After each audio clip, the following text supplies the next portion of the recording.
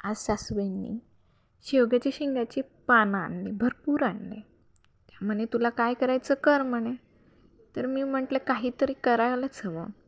तर मी कोथिंबीर वडी करते तसे मध्ये शेवग्यांच्या पानांची वडी केली. चला बघूया. काही नाही, पहिल्यांदा सगळ्या पानांना धुतले, छानपैकी त्यांना कट केलं, एका बाऊलमध्ये घेतलं. त्यामध्ये थोडीशी माझ्याकडे कांद्याची पात होती ती ॲड केली आणि थोडीशी कैरी खट्टी मिठी म्हणून ते पण टाकलं.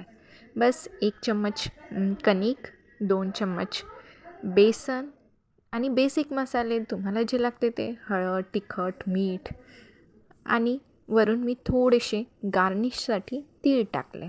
बस आणि त्याला आंबटपणा येण्यासाठी यानी टेस्टी येण्यासाठी त्याला थोडंसं दह्याने भिजवलं. बस एका प्लेटला तेल लावलं आणि जे भिजवलेलं पीठ होतं त्याचे छोटे छोटे गोळे केले आणि एका गंजात पाणी ठेवलं. बॉईल झालं, त्या पाण्यावर ताटली ठेवून ते सगळे छोटे छोटे मी जे वडे तयार केले होते ते त्याच्यावर ठेवले आणि त्याच्यावर थोडेसे गार्निश म्हणून तीळ टाकले.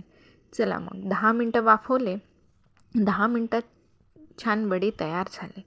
आता त्याला थोडंसं तिखट मीठ आणि थोडासा तडका दिला. त्यामध्ये थोडे शॅलो फ्राय केले.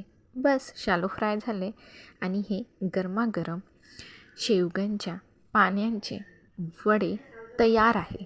तुम्ही पण खा, कारण की खूप हेल्दी आहे, खूप पौष्टिक आहे आणि वात रोगासाठी पण पौष्टिक आहे.